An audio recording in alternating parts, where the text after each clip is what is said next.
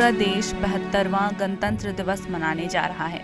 हजारीबाग के रहने वाले छोटा नागपुर केसरी बाबूराम नारायण सिंह ने भी संविधान निर्माण में अपनी अहम भूमिका निभाई थी। उनके लिखे दस्तावेज को आज भी उनके घर में उनके वंशज सहेजे हुए हैं। संविधान सभा की पहली कार्यवाही 9 दिसंबर 1946 को शुरू हुई थी। संविधान सभा में बाबूराम नारायण ने सदस्य के रूप में पंचायती राज, शक्तियों का विकेंद्रीकरण जैसे कई मुद्दों की वकालत की थी। निश्चित तौर पर मुझे काफ़ी गर्व महसूस हो रहा है कि मैं एक ऐसे व्यक्ति का पौत्र हूं जो संविधान सभा के सदस्य रह चुके हैं। संविधान के निर्माण में उनकी जो भूमिका रही, बाबूराम नारायण सिंह जी की भूमिका, उनके जो विचार रहे, उन्हीं विचारों को आज पूरा देश किसी न किसी रूप में, किसी न किसी के माध्यम से दोहरा रहा है। बाबूराम नारायण सिंह के राजनीतिक जीवन की चर्चा करते हुए प्रोफेसर प्रमोद सिंह बताते हैं कि बाबूराम नारायण हजारीबाग के पहले सांसद रहे, लेकिन उन्होंने चुनाव किसी भी पार्टी के बैनर तले ना लड़कर निर्दलीय लड़ा और इस बात को बताया कि व्यक्ति विशेष होता है, पार्टी विशेष नहीं होती। मंत्रिमंडल के लिए सेवक मंडल और प्रधानमंत्री के लिए प्रधान सेवक शब्द के प्रयोग का सुझाव भी उन्होंने ही दिया था। प्रधानमंत्री मोदी भी जब चुनावी कार्यक्रम के सिलसिले में हजारीबाग पहुंचे थे तो बाबूराम नारायण सिंह का जिक्र करते हुए खुद को प्रधान सेवक बताया था। बाबूराम नारायण सिंह जैसा सेनानी भी दिया।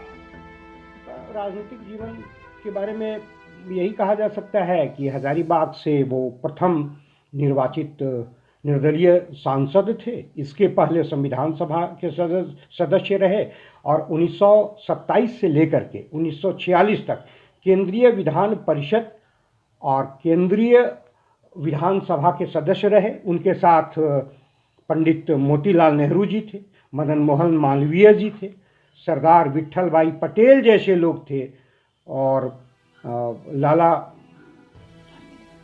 लाजपत राय जी उनके साथ थे। तस्वीरें बताती है और मैंने जो पढ़ा, मुझे जो दस्तावेज मिले, उससे ये लगा कि वास्तव में वे महान व्यक्ति थे और उस महान व्यक्ति का वंशज होने का निश्चित तौर पर स्वाभिमान है। राम नारायण सिंह के परिचित प्रोफेसर शिवदयाल सिंह कहते हैं कि हजारीबाग के लिए वो किसी विभूति से कम नहीं थे। राष्ट्र निर्माण में उनकी भूमिका जिलेवासियों को गौरवान्वित करती है।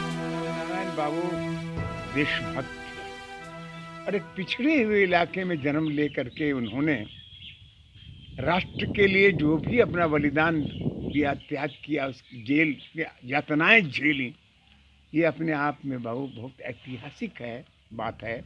और ख़ास करके भारत, ये हजारीबाग के लिए तो बहुत गौरव का की बात है। देश के विकास के लिए, राष्ट्र के मूल्यों के लिए, यहाँ की उन्नत चेतना के लिए संघर्ष करते रहे।